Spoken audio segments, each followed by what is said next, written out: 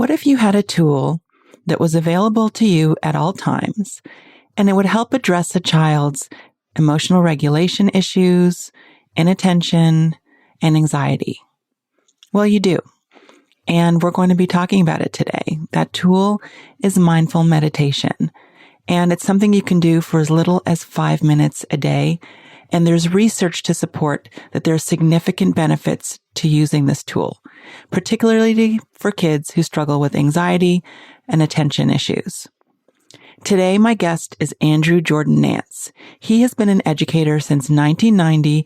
He's the author of 4 published books, The Barefoot King, The Lion in Me, Mindfulness Arts in the Classroom, and the bestseller Puppy Mind. He's the founder of Mindful Arts San Francisco, a program of the San Francisco Education Fund that provides volunteer mindfulness educators to teach in San Francisco public schools. I'm so thrilled for this discussion. Listen in. Millions of kids struggle with learning, processing, and social emotional difficulties. These challenges interfere with their ability to reach their full potential. Dr. Karen Wilson is here to help. Her extensive background in pediatric neuropsychology and higher education have prepared her for this unique mission. Listen as she delivers content to inform, educate, and empower parents and educators. This will enable you to identify challenges that kids face and get them on the road to achieving their full potential. This is Diverse Thinking, Different Learning by Child Nexus. Hi, Andrew. Welcome to Diverse Thinking, Different Learning. Thank you so much for having me. I'm excited to chat with you. I'm so glad to have this chance to chat with you too, because we've never met. And I've heard extraordinary things about you. So, I'm excited to have you here today because over the last 2 episodes, we've been discussing kids with mental health challenges with a focus on depression and anxiety. And I knew that we'd have to circle back to mindfulness because of its effectiveness at addressing some of the symptoms associated with both anxiety and depression. And we've talked about mindfulness on the podcast before, but for those tuning in for the first time or who may need a refresher, can you tell us what is mindfulness and how would you describe it? Right. So when I talk to the kids, I say mindfulness is the practice of using our breath to focus in on our minds, hearts, and bodies so that we can make smart choices. If I talk to adults, I might say mindfulness is present moment awareness. And sometimes it's said present moment awareness without judgment. But I like mine a little bit better because it's a little bit more active. What I love is it just sets you up like, okay, we're supposed to take a breath, right? Mindfulness is the practice of taking a breath. So we just take a breath and then we notice what our hearts are doing, what our minds are doing, and what our bodies are doing so that we can be our smartest selves. And that to me is all very doable actions. So, right. And I think the no judgment aspect is so important for adults because so often we sit there and we think about, I shouldn't be thinking about this. I shouldn't be thinking about work. I should be focusing. Let me get back to what I'm supposed to be doing. And we judge ourselves during that process. And you know what I've been starting to sort of chew away at a little bit is the idea of changing no judgment to with kindness. Because let's say judgment shows up. Right. Could just be one more thing we beat ourselves up for. So we don't want that either, right? So, okay, here's judgment. What does that feel like? Oh, judgment is showing up in my neck and then making my brow furrow. Interesting, breathing. Okay, interesting. Oh, that actually changed my relationship to judgment. So you know what I mean? Like we don't want to push anything away. We just want to notice it because mindfulness at its core is just a noticing practice. It's not a calming practice. Sometimes it happens that you get calmer, but not always. When you're sad, someone might have just, gone to the hospital, you just have to be with all those big feelings at that. We have to be with all these big feelings, not to necessarily get calm, but to think clearly. Right. But not to be calm. Right. And, as you say that about all of the feelings and all the things that people experience, over the past year, we've seen this increase in stress and increase in anxiety. And we know that when we're anxious, we don't take the nice deep breaths that we do during mindfulness. We're taking those shallow breaths, and then we don't get enough oxygen to our brain. And so that impacts our ability to think. I think about the little kids who have these emotional regulation issues, and they're taking those fast, shallow breaths. And we have to retrain them in terms of what to do with those feelings when they're having them. Boy, you're speaking my language. I totally agree. It's basically just mindfulness is also just teaching ourselves a new habit. Oh, I'm feeling this big emotion or that big emotion. What do I do first? I take a breath, and so we can hijack our body's primal instinct to freak out, But, of course, it's usually not in our best interest to freak out. It feels good because there's all this energy moving and we think we're solving a problem, but we're not. We're just freaking out. And it's probably best to take a breath, collect our thoughts so we can be smart with what we do next. And that's something actually I do with the kids all the time is we'll play a game called What Are You Feeling? And they come up, I ask for a volunteer from the audience because I work with pre-K through fifth grades. And I'll have someone come up from the audience and they'll pick a piece of paper out of a bag and it'll have an emotion on it. So they have to act out the emotion, or they get to act out the emotion if they want to. And so if it's angry, let's say, in fact, let's play this game. So okay. Say you picked angry and you're acting it out in front of the class. So let me see. I'll be like, ah. When you're angry, do you feel hot or cold? I feel cold. Okay. Do you feel tense or relaxed? I feel tense. Do you feel like your heart's beating fast or slow? Fast. Are your shoulders up or down typically when you're angry? Up. Are your fists clenched or relaxed when you're clenched? Great. Is your belly tight or relaxed? Tight. Is your mind busy or still? Busy. Good. All right. So now I want you to shake it out. I want you to shake your shoulders, because what happens, as we all know, is sometimes emotions, especially sticky ones like anger, they stick around all day, right? And we go home and we eat everything in the refrigerator, or we yell at our spouse, or, when we're driving home, we, flip someone the bird, or I don't know.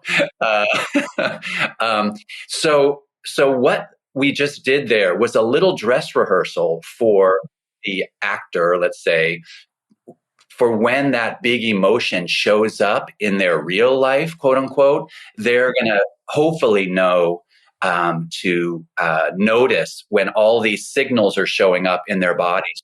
They can take that breath. They can wiggle their shoulders. One thing I didn't ask you to do is take a breath after and shake your shoulders.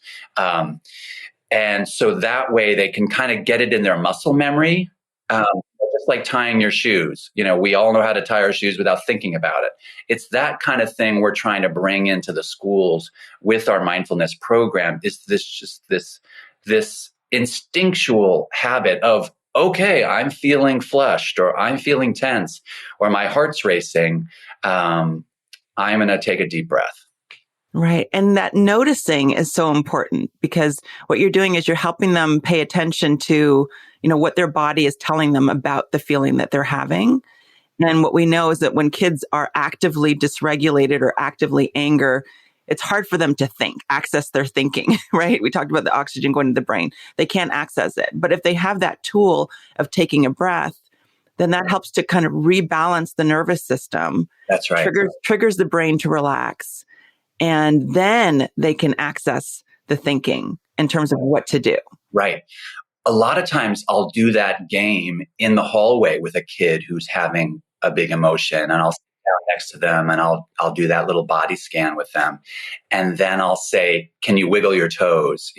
Because if they can wiggle their toes, then I know that they're kind of starting to be able to think again. And so if I see their wiggle their toes, I'll be like, all right, great job. Here's whatever. And so they might get a little smile on their face.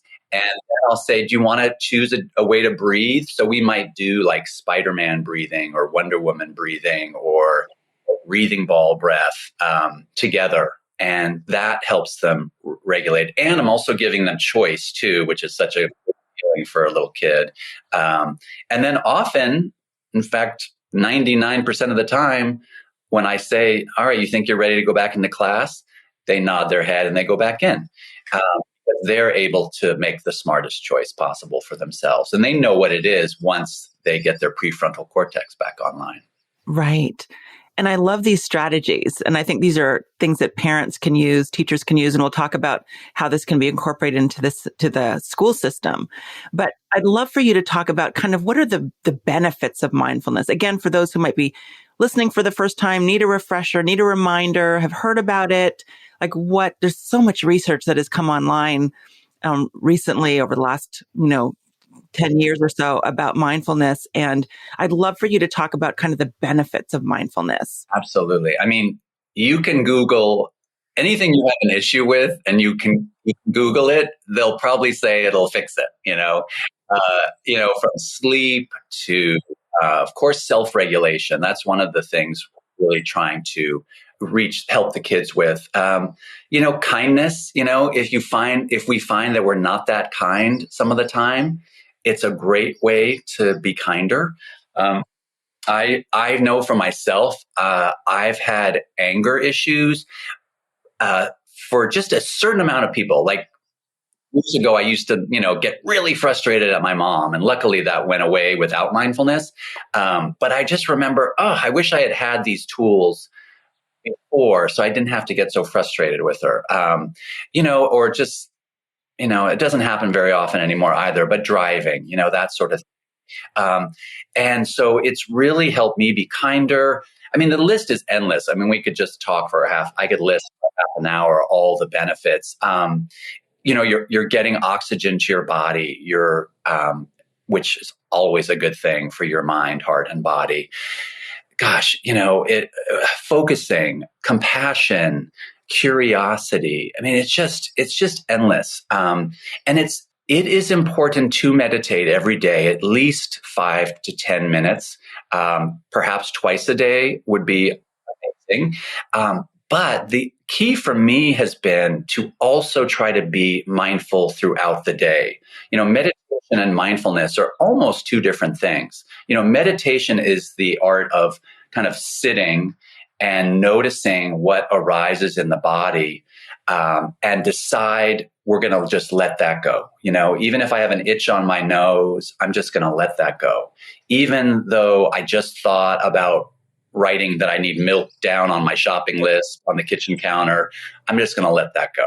And it's just about being with what is for a limited period of time, so we can increase the ability to pause before a stimuli and a response. So yes, I have a thought to write down that I have milk, but I'm gonna take that pause instead. So when things do show up in our lives throughout the day, the person cutting you off in traffic, whatever the little annoyances might be throughout our day, we're able to take that pause, notice that, hey, we don't have to react to the situation, react blindly to the situation. We respond more wisely to the situation. And what are those little mindfulness practices during the day? And what does that look like for kids? Right. So I'll encourage the teachers to do like quiet coyote breathing as they walk to lunch. They can all, I don't know if anyone knows what quiet coyote breathing is. Tell us. I know this is a podcast, so I'll describe it.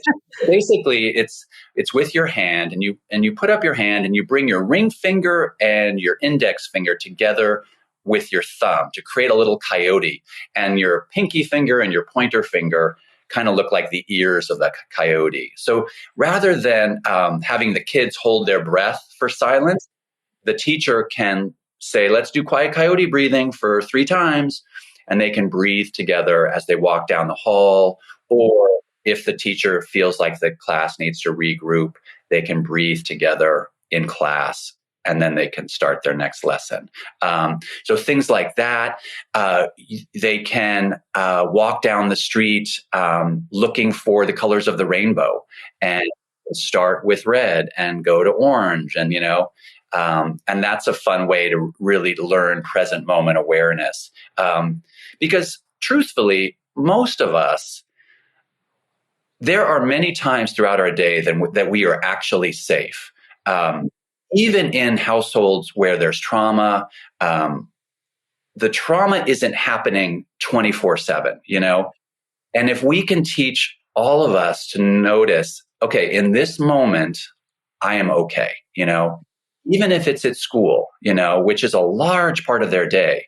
And usually kids are fairly safe in school for most of the time,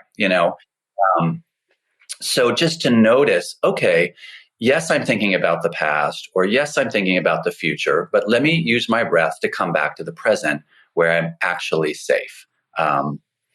If that makes sense. But you were asking more about techniques. Wiggling your toes, great way to come back into the body. So funny you said that, and I'm wiggling my toes right now. Yeah. It's a good one. Yeah, I have to say I'm getting more psychic as I get older. I don't know what. Yeah. What's so interesting is that, in the podcast, on this podcast before, we talked to Dr. Kathleen Carroll-Way, and we discussed individual mindfulness practices. But you talk about really incorporating these practices into a classroom setting and where we can reach more kids. And you actually founded Mindfulness Art San Francisco. Can you tell our listeners about that project and what mindfulness would look like if a school incorporated it into their day? Right.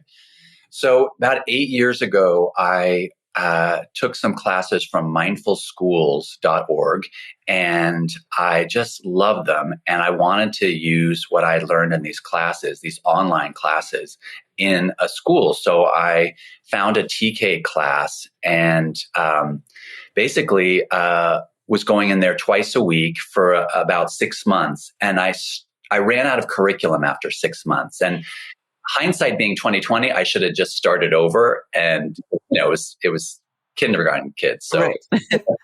they wouldn't have known what I was doing anyway. But I didn't. I started playing theater games, and I started looking for stories that were mindful. And back then, there weren't a ton of mindfulness books for kids. So I found one anyway, and I read it to the kids, and they didn't like it. And I thought, what am I going to do here? But I went home and I wrote 4 manuscripts, and one of them was Puppy Mind. And that was my first book. And oh my gosh, you have Puppy Mind. I have it. Fantastic. Oh, cool. I love it. Thank you. And so I read that to the kids, and the teacher came up after the class and said, "That is really good." And I said, "Really?" And she said, "You might want to consider showing this to a publisher." So I did. And fast forward, I came up with a whole curriculum that's 300 pages called Mindful Arts in the Classroom. And in it are the techniques that we've been talking about. Also lessons, about 24 lessons with stories, with art activities, with theater games that all convey the principles of mindfulness. So I'm really, really proud of it.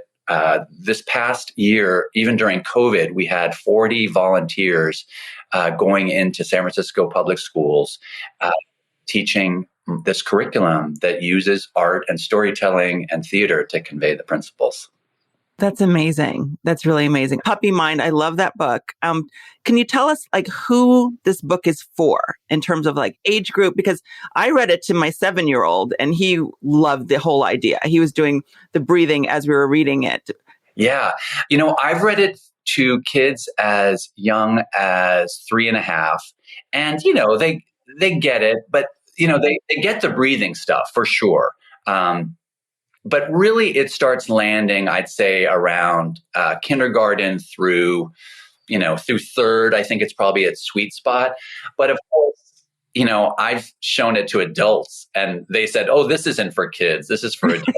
And that's actually what I love about it, is it does have a certain sophistication to it that can be for any age. Yes. And I think it's just, I mean, the whole idea of your mind wandering and, what to do with that. And again, you talk about noticing and then incorporating breathing. And, I just love the book and what that does and how it can reach more kids, because then, they're able to understand kind of what mindfulness is through this puppy mind and their own puppy mind, right? Right.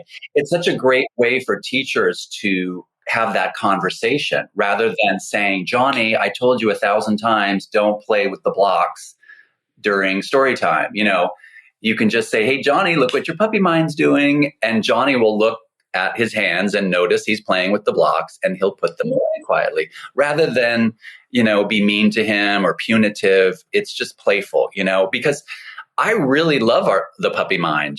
I don't want to get rid of it. We all have that wandering mind that takes us to that favorite vacation or takes us to our birthday party coming up or that we just had. And we don't want those abilities to go away. We just don't want them running the show, So, because it's really just our imagination. And absolutely. And that comes back to that whole idea of creativity being one of the benefits of, mindfulness. That's right. Exactly. Like here, and I think about the United States and in many other countries, so many kids are at risk for psychological issues. We've seen that kind of exacerbated by the pandemic, where we've got increase in anxiety and depression and stress. And many of those students are underserved by current mental health provisions. And so it just seems that programs like this that can be incorporated into the school day will enhance the mental health of so many of the kids. Yeah. I was a little reticent to go back into the schools this year. One, I was wearing a mask and I just thought, oh my gosh, so much of how we interact with each other and connect with each other is through facial expressions. And so I solved that problem by getting a clear mask. So that was good.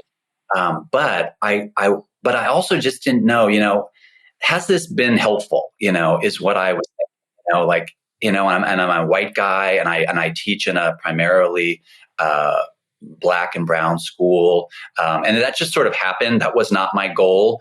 I put it out there that I wanted to work in a school, and this woman from this particular school reached out to me.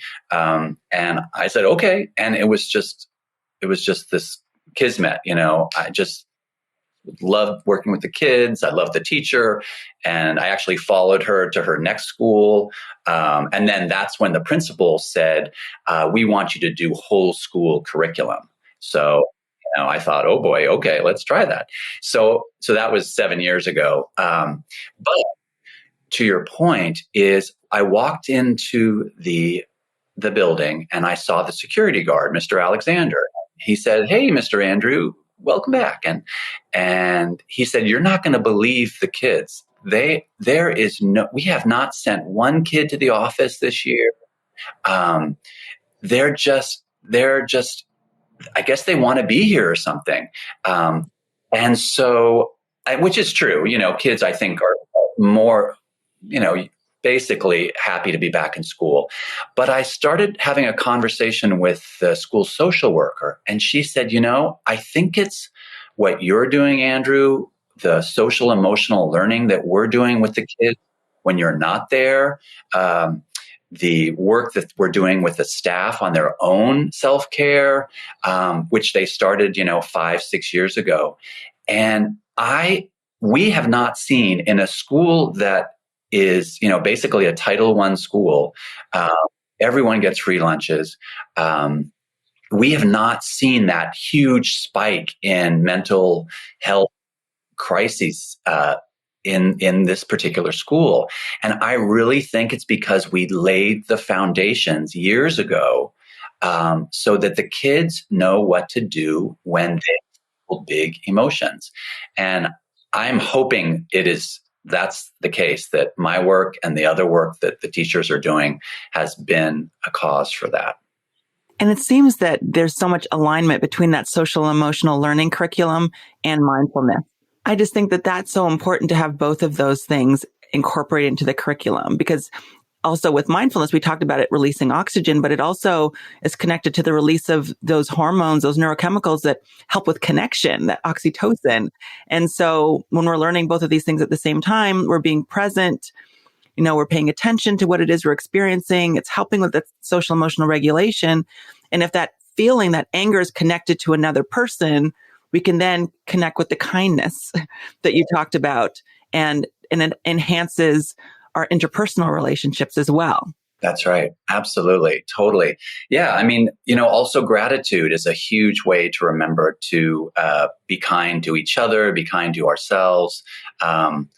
We play a game called the gratitude game, where we go around in a circle and we try to remember what the persons in front of us said about their own gratitude. So, so-and-so said their mother, so-and-so said their dog. So we really try to cultivate those healthy habits of mind, like gratitude, like kindness.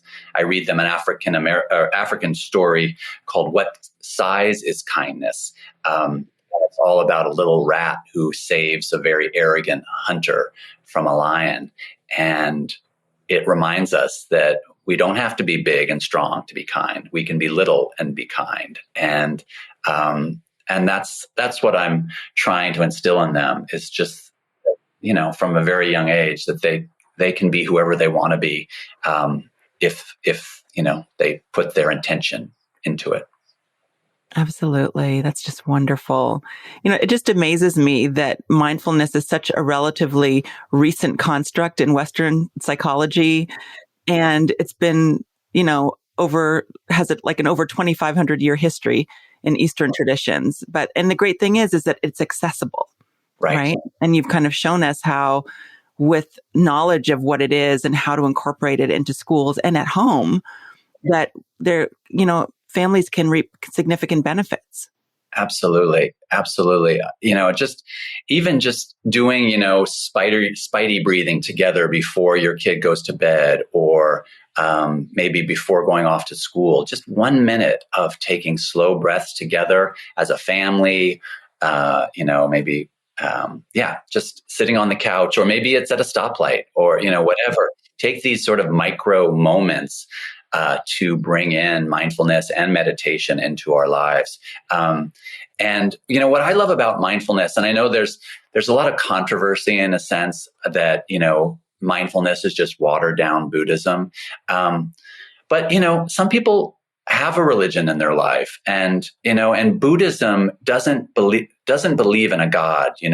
Buddha is not a God that people worship. It's just someone who gave them information 2,500 years ago about healthy habits of the mind, heart, and body. So it's a really simple practice, really. Mindfulness is simple. It's just not easy. It's not easy to remember to take a slow, deep breath.